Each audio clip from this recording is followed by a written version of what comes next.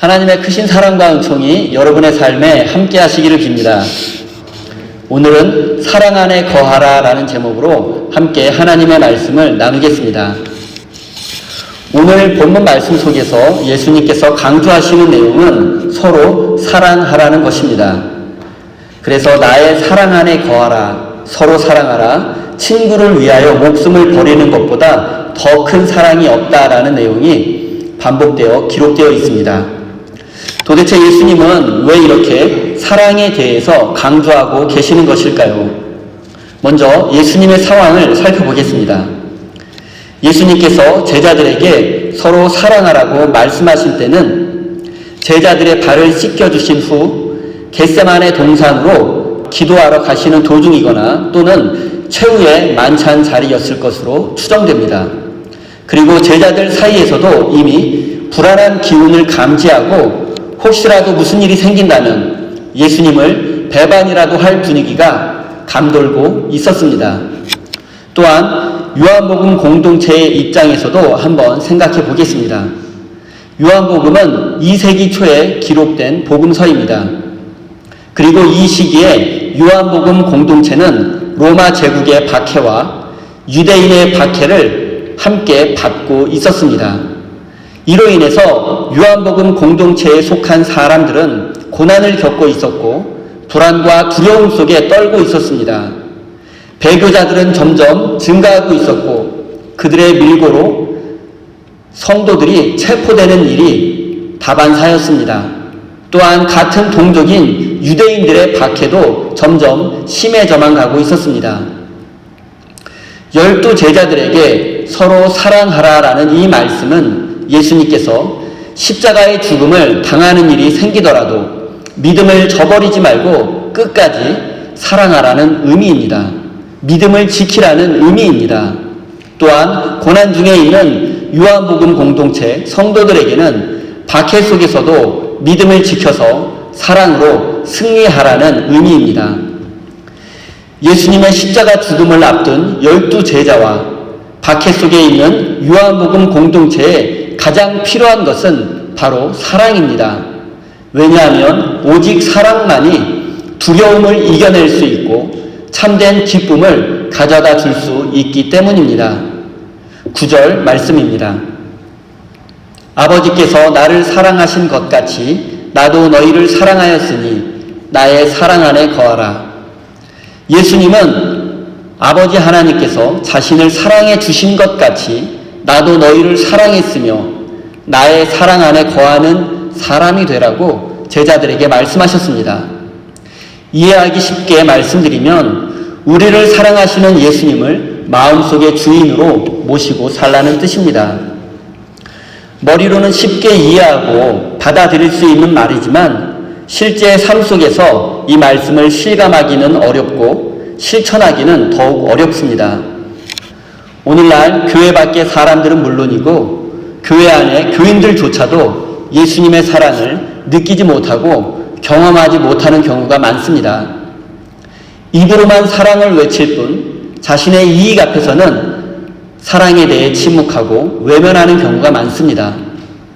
우리가 정말로 하나님의 사랑을 생명의 능력이라고 믿는다면 우리는 사랑 없이 살 수 없어야만 합니다. 하지만 많은 사람들이 사랑 없이는 살아도 돈 없이는 살 수 없다고 생각합니다. 우리가 이렇게 생각하고 믿으며 살아가는 한 우리는 참된 하나님의 사랑을 느끼거나 경험하지 못할 것입니다. 예수님은 제자들에게 나의 사랑 안에 거하라라고 분명히 말씀하셨습니다.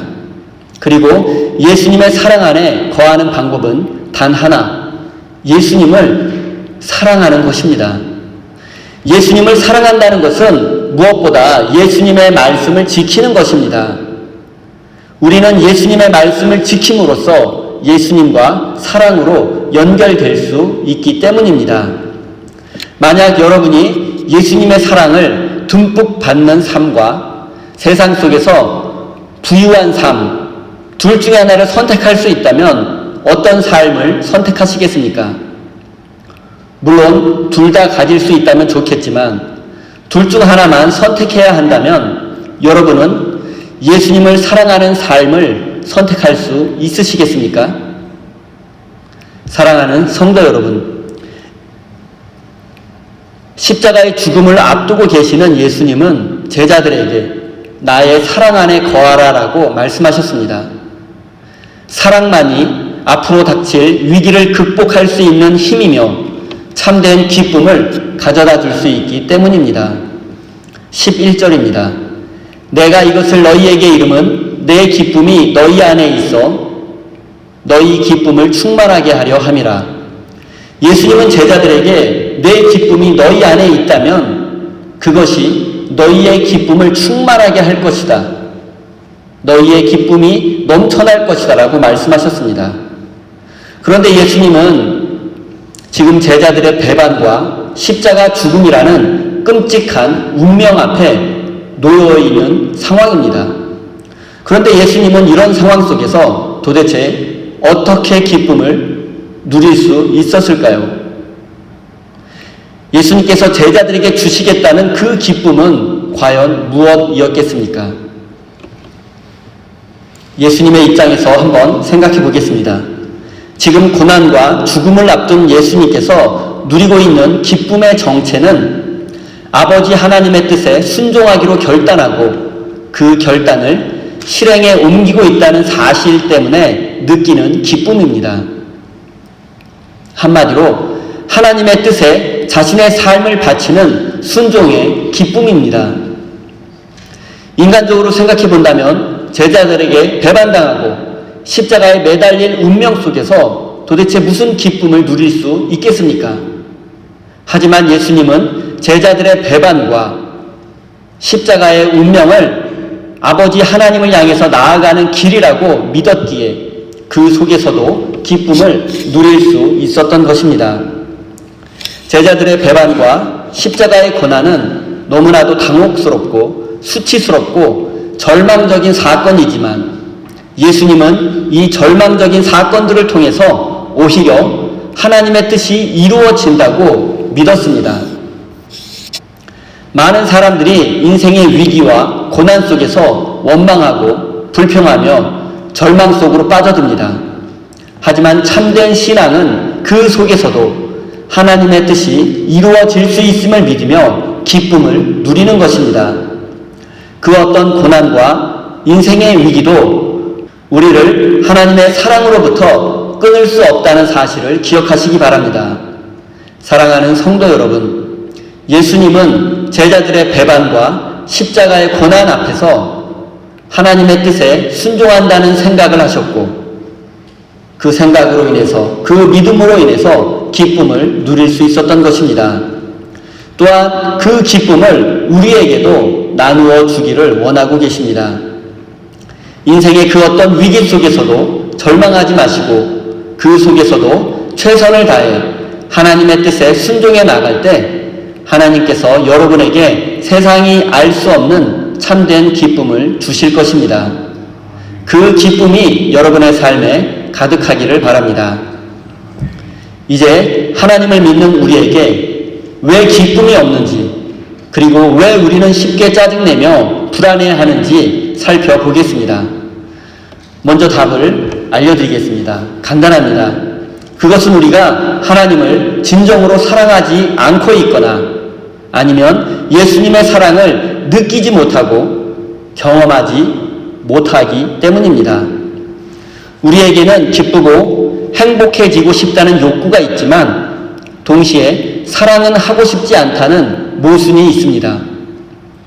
사랑을 해야 그 속에서 기쁨과 행복을 누릴 수 있는데 사랑을 하고 싶지 않습니다. 왜냐하면 사랑에는 항상 수고와 헌신이 따르기 때문입니다. 사랑하기 싫다면 기쁨과 행복을 포기하든지 기쁨과 행복을 원한다면 사랑을 해야 함에도 불구하고 사람들은 사랑을 외면한 채 기쁨과 행복만을 원합니다. 이런 상태에서는 우리가 아무리 노력해도 참된 기쁨과 행복을 누릴 수 없습니다. 인간은 혼자 존재하는 것이 아니라 함께 있도록 지음받은 존재이기 때문입니다. 그렇기 때문에 인간은 하나님과 함께 그리고 이웃과 함께 있을 때에만 만족과 행복을 느낄 수 있습니다. 그리고 인간이 하나님과 함께 그리고 이웃과 함께 한다는 것의 핵심은 바로 사랑입니다.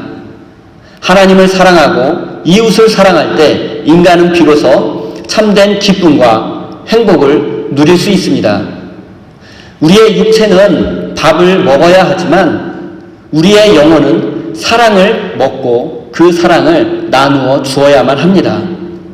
인간은 그 사랑 속에서만 살아있다는 보람을 느낄 수 있기 때문입니다. 인간은 누군가에게 필요한 존재가 되어줄 때, 이기심과 두려움을 떨쳐버리고 해야 할 일을 했을 때, 그리고 오랫동안 수고해왔던 일들의 결실이 보일 때 비로소 보람을 느끼고 살아있음을 느끼고 기쁨과 행복을 누리는 존재입니다. 하지만 반대로 우리가 누군가에게 불필요한 존재가 되고 이기심과 두려움으로 인해서 마땅히 해야 할 일을 하지 못했을 때, 그리고 오랫동안 수고해왔던 일들이 결실이 없을 때 인간은 존재의 의미를 상실하고 기쁨과 행복을 모두 잃어버리게 됩니다. 사랑하는 성도 여러분, 진정으로 삶의 보람을 느끼기 원하고 기쁨과 행복을 누리기 원하신다면 무엇보다 먼저 하나님을 사랑하시고 이웃을 섬기는 사람이 되십시오. 다른 길은 없습니다. 하나님과 이웃을 진심으로 사랑하는 것만이 참된 기쁨과 구원의 길이라는 사실을 가슴 깊이 새기시기 바랍니다. 13절, 14절입니다. 사람이 친구를 위하여 자기 목숨을 버리면 이보다 더 큰 사랑이 없나니 너희는 내가 명하는 대로 행하면 곧 나의 친구라. 저는 지금까지 이 말씀의 의미가 친구를 위하여 목숨을 버리는 것이 가장 큰 사랑이다. 그리고 그 사랑을 실천하면 예수님의 친구가 될 수 있다라고 이해해 왔습니다. 하지만 이번 설교를 준비하면서 이 말씀의 참된 의미를 깨닫게 되었습니다. 십자가의 죽음을 앞두고 계신 예수님께서 두려움에 떨고 있는 제자들에게 최후의 만찬 자리에서 친구를 위하여 목숨을 버리면 이보다 더 큰 사랑이 없다고 말씀하셨습니다. 그리고 이 말씀은 제자들에게 예수님을 위해서 죽으라거나 순교하라는 의미가 아닙니다. 이 말씀의 의미는 예수님께서 제자들을 위해서 기꺼이 목숨을 바치시겠다라는 의미입니다. 내가 너희를 위해서 십자가를 지고 죽음으로써 너희의 진실한 친구가 되어주겠다라는 의미입니다. 저는 중고등학교 시절 이 말씀을 묵상하면서 내가 예수님을 위해 죽고 친구를 위해 죽음도 두려워하지 않음으로써 예수님의 친구가 될 수 있다고 믿었습니다. 그래서 저에게는 이 말씀이 늘 부담스럽게만 느껴졌습니다. 하지만 이 말씀은 우리에게 순교를 강요하거나 무작정 헌신을 강요하는 부담스러운 말씀이 아니라는 것을 깨닫게 되었습니다. 예수님께서 자신의 생명을 희생하심으로써 우리의 친구가 되어주신 것입니다. 우리에게 예수님의 친구가 될 수 있는 자격이나 능력이 있어서가 아닙니다. 오직 예수님께서 우리를 위해서 십자가에 죽으심으로써 우리의 친구가 되어주신 것입니다.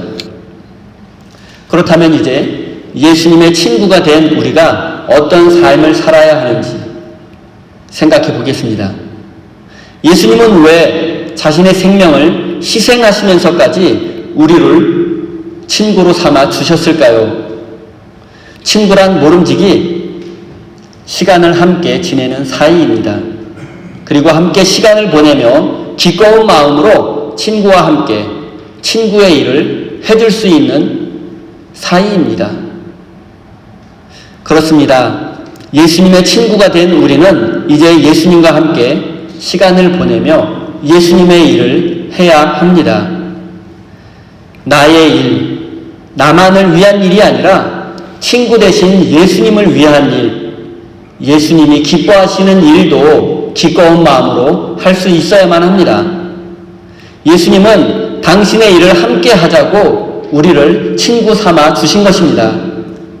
사랑하는 성도 여러분, 우리가 예수님의 친구가 된 것은 자랑할 일이 전혀 아닙니다. 왜냐하면 우리가 자격이 있고 능력이 있어서 된 것이 아니기 때문입니다. 그리고 우리가 삶을 다 바쳐 해야 할 일은 예수님의 친구로서 예수님의 일을 함께 해 나가는 것입니다. 그리고 예수님의 일을 하기 위해서는 무엇보다 먼저 예수님의 사랑 안에 거해야만 합니다. 예수님과 사랑으로 연결되어 있어야만 합니다. 사랑하는 성도 여러분, 우리는 예수님의 친구가 되었습니다. 그리고 예수님의 사랑을 실천함으로 우리도 이웃에게 친구가 되어 주어야만 합니다. 예수님께서 우리의 친구가 되어 주셨듯이 여러분들도 이웃의 친구가 되어 주셔서 그들의 손을 잡아 주시고 위로해 주시고 용기를 북돋아 주시는 믿음의 사람이 되시기를 바랍니다. 사랑하는 우리 새인교회 성도 여러분, 우리의 친구가 되어주기 위해서 생명을 버리신 예수님의 사랑을 깨닫고 그 사랑 속에서 기쁨과 행복을 누리시기 바랍니다. 예수님의 친구라면 예수님께서 주시는 기쁨과 행복을 누리고 그것을 이웃에게 나누어 주는 사람이 되어야 합니다. 예수님의 친구가 되어서 예수님과 함께 예수님이 기뻐하시는 일을 행하는 참된 예수님의 친구가 되시기를 예수님의 이름으로 축원드립니다. 기도하겠습니다. 사랑 안에 거하라, 서로 사랑하라고 말씀하신 주님, 우리가 주님의 말씀을 마음에 새기며 사랑 안에 거하고 서로 사랑하며 살아갈 것을 결단합니다. 예수님께서 우리에게 보여주신 그 사랑만이 우리 인생의 문제를 해결할 수 있는 능력이며 우리 인생과 우리 교회를 새롭게 할 수 있는 하나님의 능력임을 믿습니다. 우리는 예수님의 십자가 희생으로 주님의 친구가 되었습니다. 주님의 친구가 되었다는 사실에 만족하지 않고 주님과 동행하며 함께 주님의 일을 해나가는 참된 주님의 친구가 될 수 있도록 은혜 내려 주십시오. 사랑의 하나님, 우리 새임교회 성도들이 눈물과 땀을 흘리며 감사함으로 거둔 열매를 하나님 앞에 올려드립니다. 바친 모든 손길을 기억하여 주시고 저들의 삶에 하나님께서 주시는 기쁨과 행복이 날마다 넘쳐날 수 있도록 은혜 내려 주십시오. 이 예물을 통하여 복음이 온 누리에 전해지게 하시고 우리 새임교회가 건강한 교회로 세워져 가는데 귀히 사용될 수 있도록 인도해 주십시오. 예수님의 이름으로 기도드립니다. 아멘.